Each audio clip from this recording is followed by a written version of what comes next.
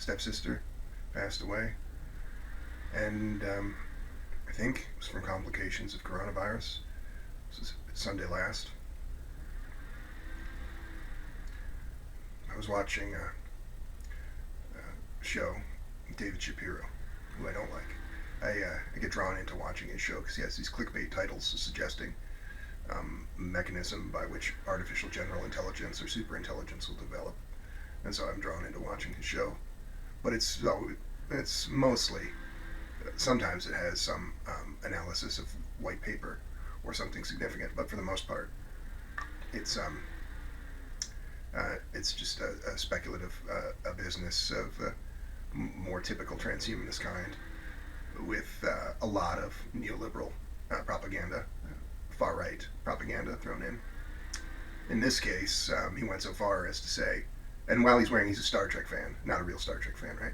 Star Trek was made by a communist. It's an homage to the work of a writer named Posadas, who speculated that contact with space aliens, the first contact, basically described it with Vulcans and humans in the Star Trek universe. They speculated that contact with space aliens would propel human beings into a technocommunist outcome. And I believe it's essential to my thinking that the emergence of artificial general intelligence will have a similar effect. This has been my messaging in as much as I can get people to listen to me, mostly through commenting on social media memes that describe this idea. And David Shapiro believes some of that, but he's basically just a State Department propagandist. Almost every tech person believes some of that, but it's filtered. It's a little strange that we're allowed to imagine a world that's dramatically transformed by technology, but we're not allowed to imagine by these curators of this, the David Shapiros and Lex Friedmans of the world. We're not allowed to imagine that will change this exploitative and ecocidal system of Western fascistic capitalism. So David Shapiro on his show says, neoliberal, he literally just comes out and says it on this episode, neoliberalism is just a tool. It's just a tool to make the marketplace more efficient, which is utter fucking nonsense. He's never read a single book in his life, this guy, to say something like this. He's probably read some pretty good books about computer science, but he's still a fascist. This neoliberal system's caused a precipitous drop in life, and David Shapiro is a pretty typical transhumanist. He wants to see a radical life extension and a world run by advanced algorithms. But he's upholding the system that has made all of that situation much worse, every aspect of it, but particularly life expectancy is something we can point to, because life expectancy in the United States was in the top 5 at a certain point, and then the neoliberal mandate, the Powell Memorandum was written that tells you how to trick people into being wage slaves, basically, but very lengthy and very influential work among the professional managerial class. And this neoliberal mandate, this far-right fascistic mandate of privatizing things and making people wage slaves, making life worse, consolidating private wealth, it's got nothing to do with efficiency. And there's nothing more inefficient than 100,000 people a year dying because they don't have a public health service. That's the situation the United States has been in since this neoliberal mandate was imposed. There's nothing more efficient than having 1 million plus people living out of doors or in a similarly precarious position, when if they had a housing authority, they would be leading productive, happy lives of their choosing. And it's more than 1 million, right? Because consider that you are one of those people in all likelihood, because everybody is in a more precarious position by not having a housing authority. If you've ever made a decision along the lines of, I think I'll just get married because 2 people can combine their incomes and live more cheaply than one, or any decisions along these lines, you are a victim of a lack of a housing authority. In the Soviet Union, when they established their constitution, these were the first things they did. Figured out how to build a public health service, figured out how to build a housing authority, figured out how to build a jobs program. And as a result, housing costs were about 10% of earnings for Soviets. And they built an awful lot of housing. Contrast that to a world, this neoliberal world that somebody like Shapiro, who's just reading off of the CIA talking points teleprompter for the most part, is not a serious thinker. But this is a world that he says is efficient, a world where half of the United States has the wolf at the door in these ways, where 80% of people are earning artificially low wages and have artificially high housing costs and are in a constant state of peril as a result. This is a system, and you won't find any tech person who speaks out about this. They're all just a bunch of evil bastards. And they're upholding systems that are less likely to see the outcomes that they want, radical life extension. And there's a lot of shows where I've talked about this in the context of advanced algorithms. I believe the singularity would have already happened many decades ago in the world where Comrade Lenin's world revolution had been allowed to occur and not have the equivalent of many, many trillions of dollars of pushback from Western elites who have no ideology except to stop the abolition of private wealth, and in the absence of any real danger to private wealth, continue to consolidate private fortunes. And this is as a cost of many, many untold millions of lives. Not just the people that have been directly killed by this system. The United States, you can read Vincent Bevan's and many other books. The Jakarta method is a pretty good example of the United States sneakily killing a million people in Indonesia and thereabouts, and then saying, that broke pretty well in the 60s, and then doing it 100 more times in other countries, aside from the open conflicts that have occurred of just anti-communist wars. So the United States has killed about 40 million people in these ways, in living memory. Why does it do that? Well, because the ruling elites have no ideology. They only have the desire to protect private wealth, and they'll say and do anything to do that. And people like David Shapiro are like this. And the fact that he's a Star Trek fan is why I really fucking hate him, because he doesn't know shit. He's not a real Star Trek fan. Kind of reminds me of this guy Paul Ryan, who used to be the Speaker of the House in the United States, who says, I'm a real big Rage Against the Machine fan.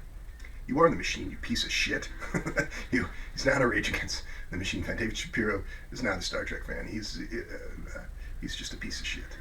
But it's not as laughable as when this white neoliberal power broker says, I'm a Rage Against the Machine fan. Because everybody knows that Rage Against the Machine is anti-establishment, anti-imperialist, anti-colonialist, something, the kind of music that would tend to be uplifting black and brown bodies, written by brown-skinned folks who are against all of these forms of abuse. So to have somebody who does not embody any of those things, but just liking the aesthetic, say, I like this, it's laughable. But Star Trek isn't really perceived in that way. It's perceived as a very white thing.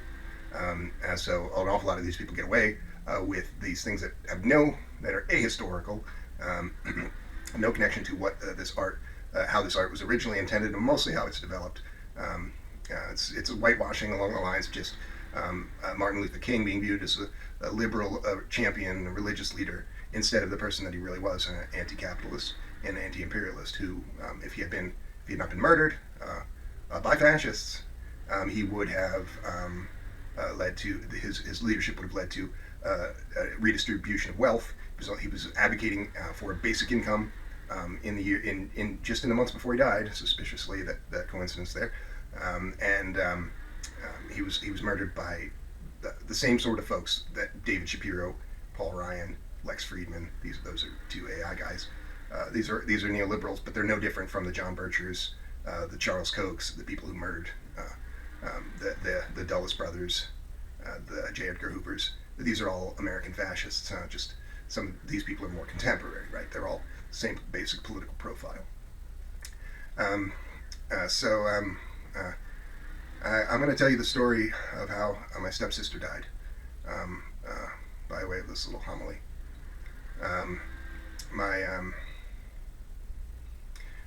Around 1905, there emerged a gentleman named Lawrence Dennis, who was a light-skinned black man, sort of religious, a child prodigy, I guess you could say, if there could be a religious child prodigy.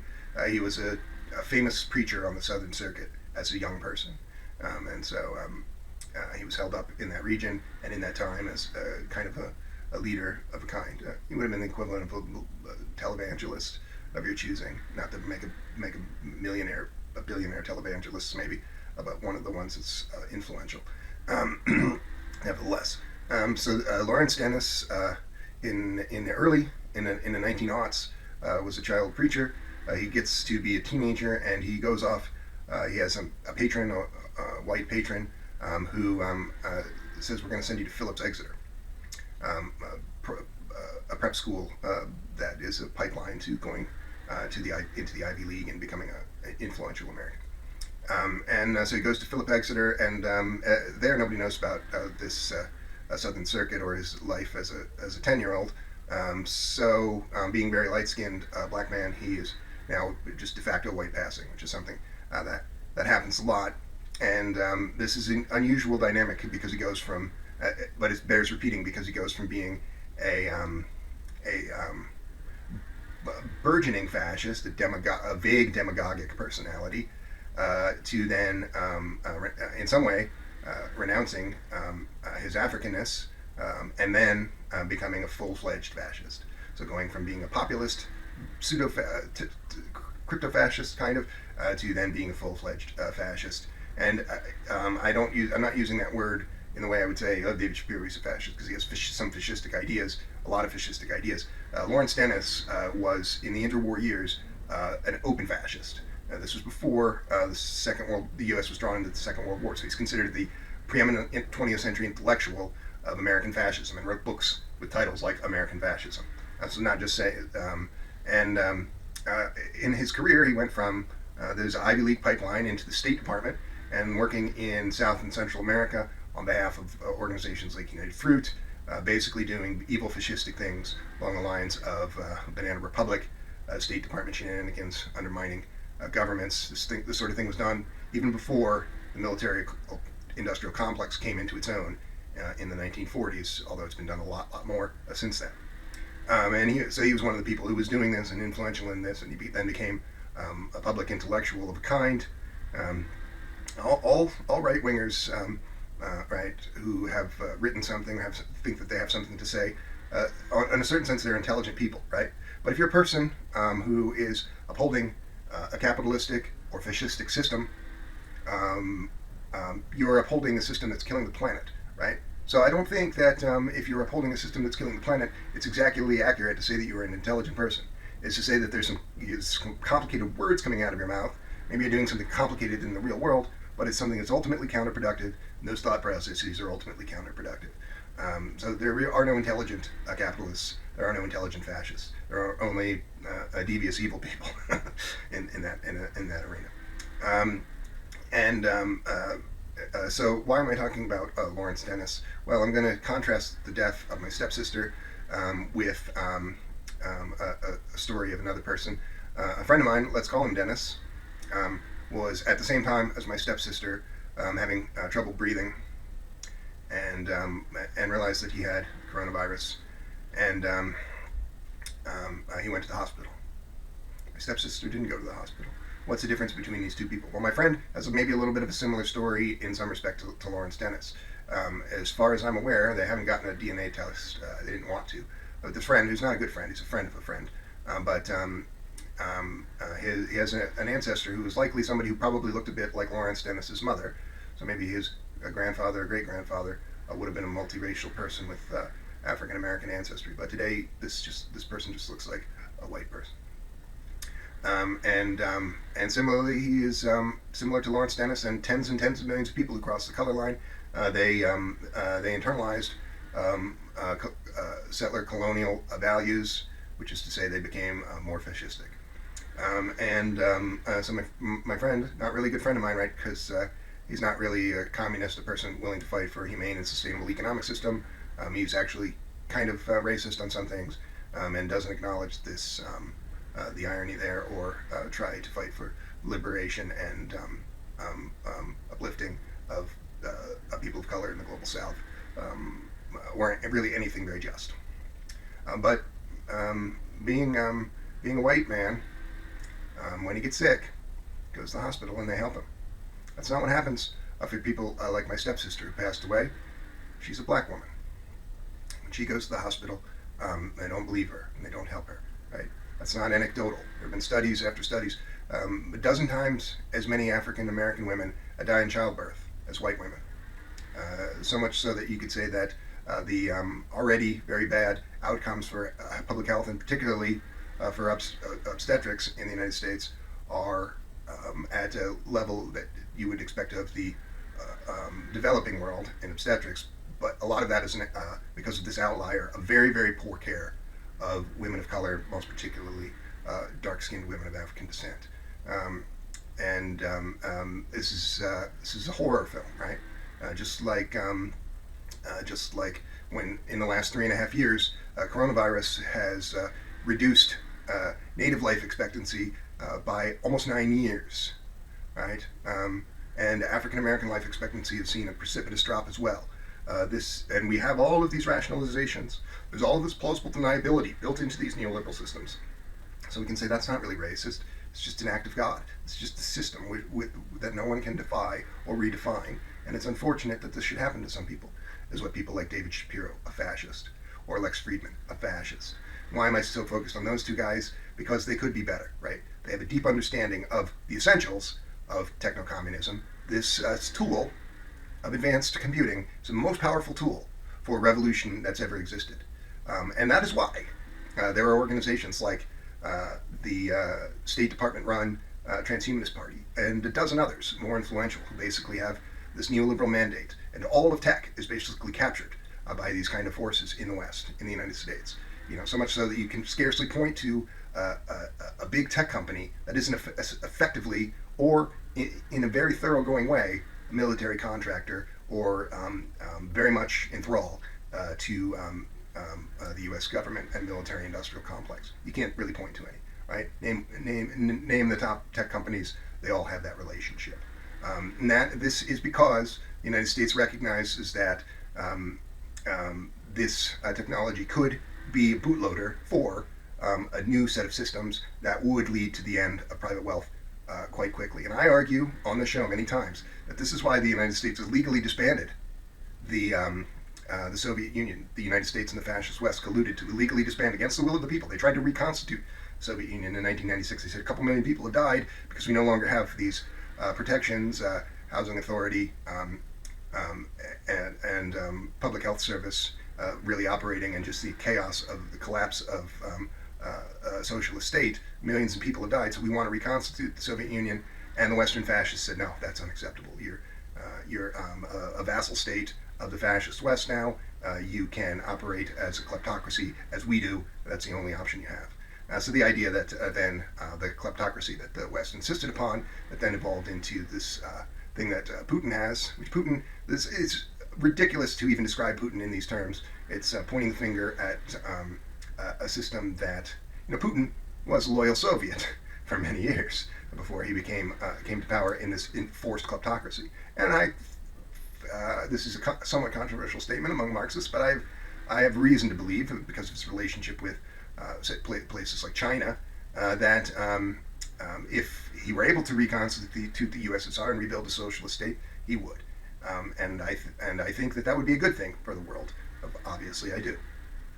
But the idea that the U.S. is accusing other countries, and this one particular bugbear, of being a kleptocracy or a threat to world peace and stability, it's obviously more to do with all of this historical context and blaming the victim and projecting this set of things onto someone else, the very evils that they have done, projecting those things onto another. And now most of the things that people believe about Vladimir Putin in the fascist U.S. are products of propaganda campaigns that are mostly unconnected to reality. There's stories that are commonplace of Putin being the wealthiest man in the world, having trillions of dollars. These are commonplace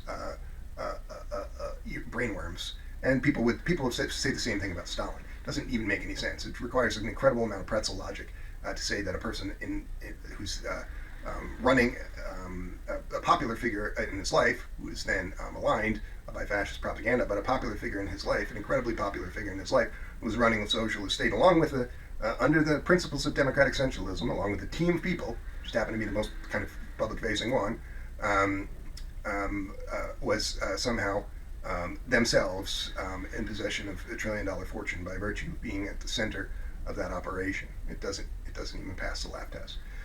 But much of what is said about socialism, about socialist leaders, almost all of what is said about world leaders besides the Western powers is influenced by barrage after barrage, wave after wave of fascist propaganda. to convince you that the United States is killing the planet and enforcing this inhumane system on everyone. They're not that bad, right? Because look, there's other bad guys too, and we'll just talk about them, and we won't talk about the fascist West. And this is the influence of propaganda that's become more and more polished and focused as we transition from this world of the mid 20th century, where this was already commonplace, into a world where you have things like Cambridge Analytica that can micro-target and create narratives that are even more divisive and focused and just perfidious. So my stepsister died in the night. She was going to watch a football game with her friends. She didn't show up. They knocked on her door, and there she was. And I just wanted to say that she was a good person. She was a teacher, and she wanted to do good things in this world, and she did good things in this world, and she tried not to do bad things in this world. And the very, very fascist system that has cut so many other lives short ended her life at 35.